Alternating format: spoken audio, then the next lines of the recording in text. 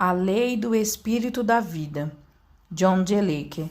Agora, pois, já nenhuma condenação há para os que estão em Cristo Jesus, porque a lei do espírito da vida em Cristo Jesus te livrou da lei do pecado e da morte. Porquanto o que fora impossível à lei, no que estava enferma pela carne, isso fez Deus enviando o seu próprio Filho em semelhança de carne pecaminosa e no tocante ao pecado. E com efeito, condenou Deus na carne o pecado. Romanos 8, verso 1 ao 3. Por muito tempo fiquei querendo saber o significado dessas duas expressões, pecado na carne e a lei do Espírito da vida em Cristo Jesus te livrou da lei do pecado e da carne. Em primeiro lugar, sabemos que o corpo físico não comete pecado. Pode ser o instrumento usado para participar do ato, mas não há pecado no corpo físico propriamente dito. Se você resolver pecar, pode não mandar o seu corpo cometer o ato pecaminoso. O pecado jaz na vontade humana. O pecado, pois, não está no seu corpo físico. Nada há de errado ou imoral com o corpo. É você, lá no íntimo do seu coração, que manda o corpo fazer aquilo que é indigno e pecaminoso. Então, qual é o significado da expressão na carne o pecado? Por muito tempo, esta pergunta me deixou preocupado. Acho que descobri uma chave no versículo 11 desse mesmo capítulo, pois é a continuação do mesmo argumento.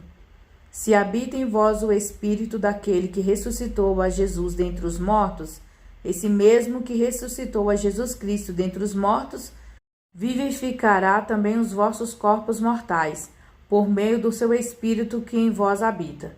O apóstolo não está falando aqui acerca da ressurreição, está falando acerca do transmitir vida, vida que cura, aos nossos corpos físicos. Nossos corpos físicos não precisam de receber esta vida a não ser que estejam doentes, não é isso? É esta a conclusão do argumento em Romanos 8, verso 1 a 11. Um argumento progressivo e único. De que o apóstolo está falando? Está falando acerca da enfermidade e doenças e do pecado que se revela na carne. O pecado de uma lei quebrada no seu corpo. O pecado é a quebra da lei, de algum tipo de lei. E pecado no corpo é quebrar a lei do corpo. A enfermidade é a quebra do bem-estar. E Deus condenou este pecado no corpo, este dano físico que nos causa doença. Há 3 tipos básicos de enfermidade: a enfermidade do corpo, a enfermidade da alma e a enfermidade do espírito. A enfermidade básica é a enfermidade do espírito. Eu ousaria dizer o seguinte: se cada um de nós pudéssemos ser curado no espírito, nenhum de nós teria qualquer doença no corpo. O verdadeiro problema é limpar a situação das pessoas no seu espírito. Seu corpo se cansa logo que seu espírito se desanima. O desânimo é um fardo que quebra o seu corpo. Enquanto o seu espírito avança triunfante, você é um vencedor e pode continuar para a frente. O homem não pode ser derrotado até que se sente derrotado no seu espírito. Quando perde a coragem, então já está vencido. A única maneira de colocar tal homem de pé outra vez é renovar um espírito certo dentro dele. É renovar o espírito que fora derrotado e conquistado. A cura, portanto, existe em 3 planos: a cura espiritual, a cura da alma e a cura física. Basicamente, a pessoa que está doente no corpo, há muito tempo está doente no espírito também. A doença já penetrou a alma e de lá se expandiu pelo corpo. Irmãos, nem posso descrever o que esta verdade que estou mencionando tem significado na minha vida. Agora posso examinar cada mudança física no meu corpo e descobrir a condição espiritual que a causou. Meu corpo corresponde ao estado do meu espírito. Subtítulo: A cura do espírito em primeiro lugar. Quero ilustrar. Ontem fui chamado para visitar um homem de 80 anos de idade, que já estava enfermo havia 2 anos. Tinha toxemia nas gengivas e a doença já havia afetado o corpo inteiro. Entrei na presença dele com um espírito são, um espírito de vitória. Quando voltei hoje, vi o efeito. O espírito dele se contagiou com o meu, e ontem fiquei sentado ao lado dele, e li para ele trechos da Bíblia, e algo dentro de mim, da parte do meu espírito, transbordou para o espírito dele, providenciando a cura. Tal acontecimento é perfeitamente bíblico. Do nosso íntimo, de dentro de nosso espírito, fluem rios de água viva. Era um escocês muito reticente e não falou muita coisa, mas eu sabia que o efeito entrara nele. Orei em favor dele e fui embora. Voltei a vê-lo hoje e algumas coisas já tinham acontecido no corpo dele. Sua atitude externa total já se mudara. Recebera saúde da parte do Senhor. Há pouco tempo, uma senhora mandou um recado pedindo oração, mas por um momento nem sequer pude falar com ela. É porque percebi que a necessidade dela não era de uma oração pelo seu corpo físico. Vi que não se tratava de pedir pela saúde física dela. A grande necessidade dela era que o espírito dela se ajustasse ao Senhor. As preocupações penetram em nossa vida e atacam a vida espiritual, mediante a corrosão da nossa conexão com o Senhor. Você já viu uma bateria de carro corroída de tal maneira que a corrosão já tivesse comido os fios e as conexões já não funcionassem? Qual é o problema quando a partida não quer funcionar? Há alguma coisa corroída lá dentro. Você deveria ter conservado a bateria bem limpa. Assim também é a sua conexão com o Senhor. A primeira cura verdadeira é a cura do seu espírito, deixando o seu espírito ajustado ao Senhor. Se o seu espírito estiver fora de harmonia e em más condições, você não poderá obter a cura divina pela fé. Há muito tempo estava conversando com um certo jovem. Ele estava em situação desesperadora e seria necessário um milagre de primeira grandeza para apenas começar a alterar a vida dele. Fiquei sentado ao lado dele e disse: se você aceitar Jesus Cristo como seu Salvador, confessando-o como seu Senhor e aceitando a vida eterna, você já estará curado. Perguntou: o que o Senhor quer dizer com isso? Expliquei: no momento em que você nascer de novo, já estará curado. Durante muitos anos, nunca tive receio de fazer uma promessa assim. No momento em que a pessoa nasce de novo, a vida eterna entra no espírito dela. Depois disto, o espírito dela pode entrar em estreita comunhão com o Pai, o grande médico dos médicos, e a vida da parte de Deus se derrama para dentro do espírito, da alma e do corpo da pessoa, restaurando-a imediatamente por este toque. Subtítulo: a fé é um produto do seu espírito e não do seu intelecto. Quanto a você, pessoalmente, você não poderá obter a cura do seu corpo antes de seu espírito ficar de bem com Deus. Muito embora a fé de outra pessoa possa lhe ser uma bênção, desejo chamar a sua atenção para outra verdade também. A fé é um produto do seu espírito e não do seu intelecto. Seu intelecto não produz fé. Seu conhecimento pode lhe fornecer fatos que contribuem para se ter motivo para crer, mas é só no espírito que reside a fé. A verdadeira felicidade é algo dentro do seu espírito. A alegria é algo que depende da sua situação. Você se sente alegre porque o seu ambiente é agradável. Você sente a verdadeira felicidade quando está no relacionamento certo com o Pai. Ora, a fé, o amor, o gozo, a esperança, todos brotam do seu espírito, do homem interior do coração. São produzidos pela sua vida espiritual. A razão por que muitas pessoas não possuem uma fé rica e bela é porque ao seu espírito é negado o privilégio da comunhão e do convívio com o Pai. Você entende o que eu quero dizer? É quando você não lê a Bíblia que o seu espírito é maltratado. Você não medita na Bíblia, você não vive a Bíblia, você não dedica tempo e comunhão com o Pai. Como resultado, seu espírito fica vazio e fraco. A fé que cresce do seu espírito é como uma planta doentia. Por outro lado, Seu espírito torna-se frutífero, edificado e enriquecido mediante a comunhão com o Pai e mediante a leitura de sua palavra. E enquanto o seu espírito fica forte e vigoroso, transborda dele uma fé que é triunfante e criativa. Eu chegaria a dizer o seguinte: aqueles que estão fracos na fé e que antes tinham grande poder de fé, chegaram a tal situação porque deixaram de se alimentar com a palavra de Deus e porque foram descuidando da estreita comunhão íntima com o Pai. Deixe-me dizer com toda a franqueza que você não perde a sua fé se não tiver rompido a sua comunhão com Deus. Enquanto é rica a sua comunhão com Deus e sua fé espiritual está em maré alta, sua fé sempre triunfará. Segui esta regra na minha própria vida. Durante muitos anos não entendi as leis que governam tal fato. Agora percebo tudo. Um ponto de suma importância é o seguinte: a vida espiritual tem que ser conservada, saudável e vigorosa. E a saúde e o vigor se conservam com 3 tipos de exercício. Existem mais, mas 3 são os tipos mais importantes. O primeiro tipo de exercício é alimentar-se com a palavra de Deus. O segundo é uma contínua confissão diante de outras pessoas daquilo que Jesus significa para você. Não estou falando acerca da confissão de pecados. Falo em confessar sua fé em Cristo, reconhecendo o que Cristo é para você, na sua plenitude, na redenção que lhe concedeu, na satisfação de todos os seus anseios. E o terceiro tipo de exercício é a comunhão com Ele. Alimentar-se da palavra, confessar a Cristo, comunhão com Deus. 3 coisas simples, não são? Pois bem, são elas que produzem a vida espiritual poderosa.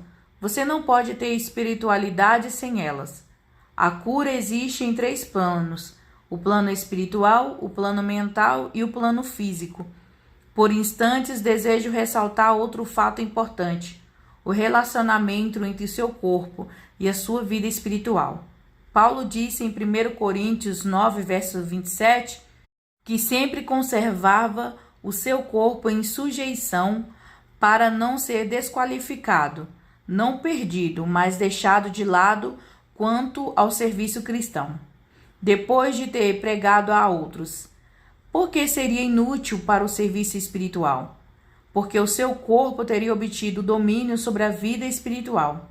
Se você se torna um guloso que vive só para satisfazer os seus apetites, sofre grandes perdas na espiritualidade.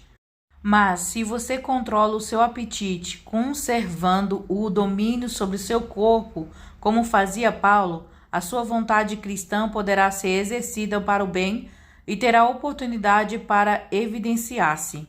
Subtítulo: A importância da leitura diária da palavra. Agora quero repetir.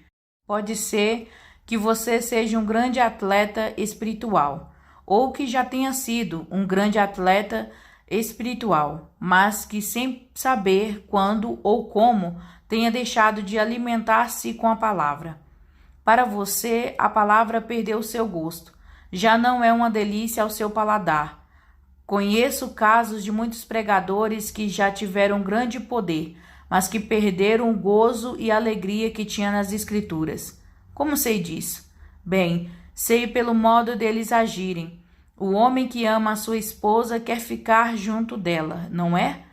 Depois de voltar do serviço, não vai querer sair sem ela, para se divertir longe dela. E quando um homem ama a Bíblia, podemos notar que ele tem a Bíblia sempre por perto, em suas mãos, no seu bolso, na sua mesa. Ele se apega à Bíblia, fica sempre com ela. Quando vejo um homem de idade avançada com os cabelos brancos e percebo que ele ama a Bíblia, sei que ele ainda possui o frescor da juventude em sua vida espiritual.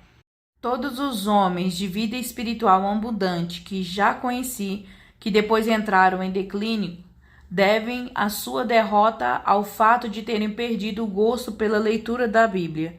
Há anos escutava um dos maiores homens que este país já produziu, quando ele sempre tinha a Bíblia na mão e pregava diretamente dela. Pregava de tal maneira que os sermões dele me levavam à oração. Cada vez que o escutava, tinha que fazer o possível para depois ir embora sozinho para orar. Ele me fazia transbordar, tocava minhas emoções e me elevava espiritualmente. 20 anos mais tarde, quando o seu nome era citado por todos, fui ouvi-lo pregar mais uma vez. Notei que durante o sermão citava muitos trechos bíblicos, mas nunca tomou a Bíblia na mão. Percebi que tinha uma teoria e uma filosofia da redenção ao invés de simples exposição da palavra de Deus segundo o sistema antigo. Vi aquele homem cujo nome era conhecido pelo mundo afora e com umas 60 igrejas custeando a obra pastoral num edifício com assentos para cerca de 3.500 pessoas, e o edifício estava meio vazio. Havia ali o maior cantor solista evangélico que este país já produziu, e mesmo assim a reunião era tão seca e sem vida como qualquer culto formal que se pode imaginar. Disse ao cantor que, noutra ocasião, veio me acompanhar em algumas campanhas evangelísticas. Carlos, qual é o problema dele? Carlos respondeu: bem, não sei dizer, só sei que não é em nada semelhante àquele homem que ele era antes. Não era uma questão de pecado na vida dele. Sua vida permanecia tão limpa quanto antes. Mas acontecera que, de alguma forma, ele tinha reduzido a alimentação do espírito, a Bíblia oferecida diariamente à sua vida espiritual. E, em segundo lugar, antes ele tivera uma maravilhosa vida de oração, mas agora estava bastante reduzida. E, em terceiro lugar, não ouvi uma única confissão pessoal daquilo que Jesus significava para ele, durante todo aquele sermão, porque estava pregando num lugar em que a confissão pessoal era tabu. Suscitava críticas.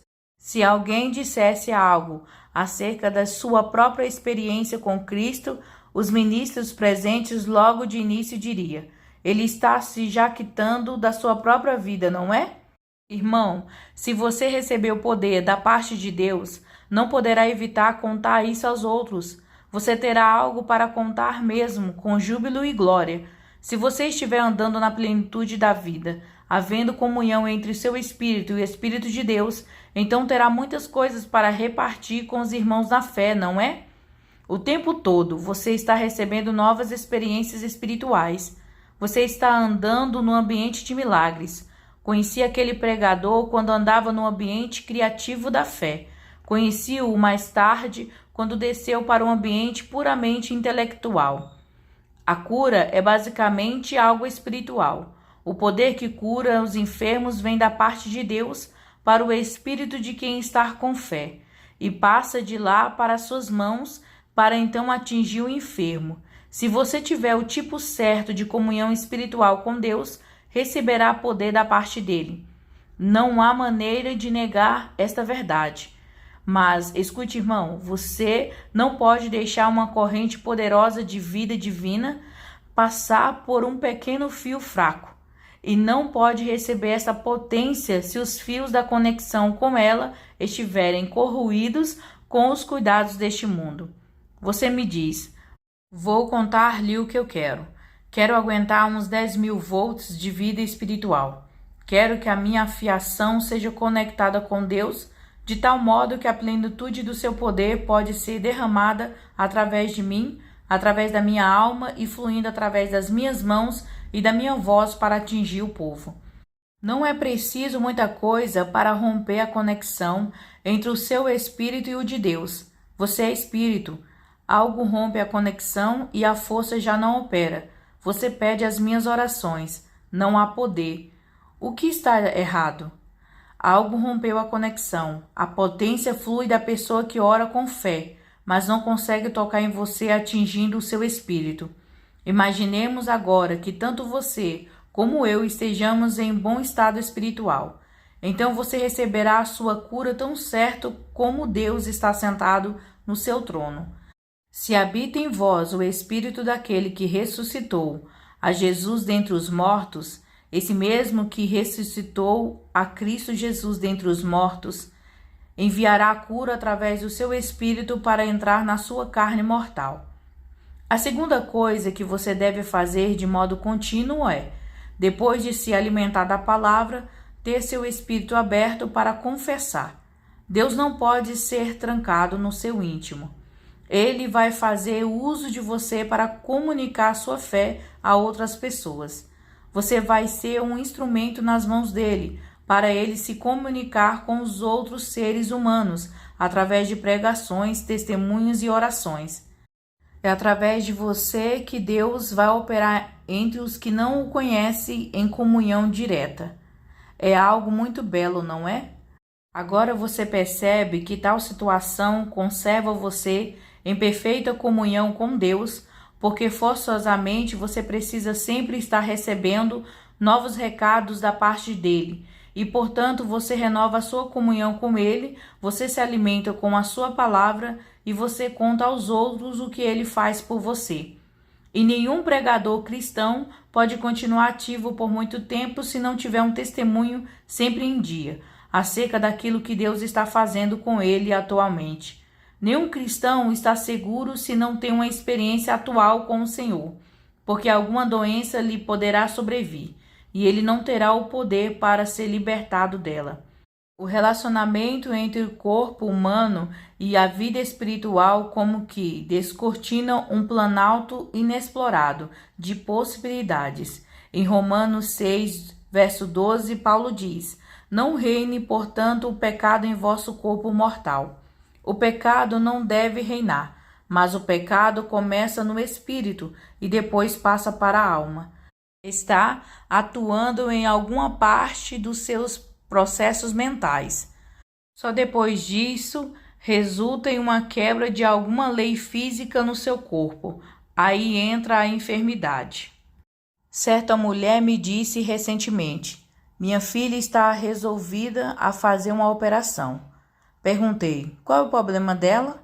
Ela respondeu: "O médico ainda não sabe, mas acha que é preciso examinar por dentro." Já ouviu coisa igual? Então o médico quer abrir o corpo dela para um exame total. Você entrega o seu corpo para os médicos fazerem dinheiro e para os cirurgiões retalharem por uma alta soma? Imagine só. E depois de sofrer com enormes estragos físicos e sem sobrar mais qualquer possibilidade humana, então vai querer voltar-se para o Senhor. Daí vai querer receber a cura sem pedir ao Senhor perdão por ter entregue o corpo dela para algum homem fazer as suas experiências médicas. Acaso não sabeis que o vosso corpo é santuário do Espírito Santo que está em vós? O corpo que você tem é a casa santa de Deus, a moradia santa do Senhor. Veja, é a coisa mais sagrada no mundo. Ora, o tabernáculo planejado por Deus e feito pelos israelitas segundo as instruções dele continha um santo dos santos, a parte mais interna. E no templo que Deus permitiu que Salomão edificasse também havia o santo dos santos, onde havia a presença gloriosa de Deus. Hoje essa mesma presença gloriosa habita no corpo dos fiéis. Subtítulo: A parábola da bela igreja. Imaginemos, irmãos, aqui está uma bela igreja que custou milhões de cruzeiros. É um sonho de beleza arquitetônica. Tudo está em perfeita harmonia. Tapetes maravilhosos, móveis maravilhosos, acabamento perfeito e o mais moderno sistema de som e iluminação. Tudo está com perfeita beleza artística. É um sonho de beleza. E os membros dedicam a igreja ao Senhor e voltam para casa. Fazem o culto de dedicação sábado à noite. No sábado, voltam para as atividades da escola dominical e dos cultos. Quando, porém, abre a porta, fazem uma descoberta horrível. O cheiro mais terrível que se pode imaginar vem com impacto para fora. O que aconteceu? Vou lhe contar. Na noite anterior, um homem profano abriu a porta e fez uma manada de porcos entrar lá. Passar a noite no belo edifício, que coisa horrível. É assim que tratamos o nosso corpo. Dedicamos o nosso corpo a Deus, mas depois deixamos uma manada de pensamentos impuros entrar em nossa cabeça e damos vazão para as enfermidades virem e se fixaram em nosso corpo físico, até que o corpo que pertencia a Deus acaba ficando cheio dos resultados dessas coisas impuras. A tuberculose é filha dos pensamentos, é o produto da certa condição mental e espiritual. A verdade é que, quando estamos em correta comunhão e convívio com o Senhor, não há poder em todo o inferno para colocar uma doença no nosso dedo mindinho. Agora, amados, vamos examinar o assunto um pouco mais profundamente. A verdadeira cura na sua vida começa com o seu espírito, não é verdade? Hebreus 7, verso 25 diz: Por isso também pode salvar totalmente os que por ele se achegam a Deus, vivendo sempre para interceder por eles. Irmãos, se Deus pode salvar e curar totalmente, então não existem curas impossíveis para ele, não é verdade? Não há doença que ele não possa curar. Não importa a gravidade da sua doença, a cura para você, se você está em contato com o médico dos médicos. Acaso não sabeis que o vosso corpo é santuário do Espírito Santo que está em vós? Quando acontece a transformação espiritual, passa a haver dois espíritos no seu íntimo. Havia antes o Espírito renovado e depois entrou o próprio Espírito Santo. Assim há dois espíritos operando em você e mais a sua alma. O Espírito Santo quer dirigir o seu espírito. Ele quer trabalhar no seu espírito para comunicar as revelações do Pai, através da palavra ao seu intelecto, e de tal maneira que você possa se entregar totalmente a Deus com o seu intelecto e suas afeições totalmente em harmonia com a vontade dele. Você medita profundamente sobre a Bíblia e aceita como uma mensagem para você. Você a lê, alimenta-se dela, devora-a, porque lhe é mais necessária do que o seu alimento diário. Não só de pão vive o homem, mas de cada palavra que procede da boca de Deus. E assim você medita sobre a palavra, estuda-a minuciosamente e entra no coração das verdades ali reveladas. Assim cresce a sua natureza espiritual e se desenvolve até dominar o seu intelecto. Mas se você só lê coisas intelectuais, bem como novelas e histórias sem valor, então o seu intelecto doentio vai dominar a vida do seu espírito, rompendo a sua comunhão com o Senhor e deixando nas trevas a sua vida espiritual. Qual é o caminho para a saúde espiritual? Sugiro o seguinte: é possível reedificar a vida do seu espírito, assim como você pode reedificar um corpo arruinado. É assim que os grandes atletas adquirem a sua força. Um deles, que fiquei conhecendo há alguns anos, estava tuberculoso e era considerado um caso perdido. Outro foi um jovem que, com 18 anos de idade, estava para morrer com tuberculose, sem mais esperança, mas depois tornou-se um dos grandes campeões americanos de luta livre.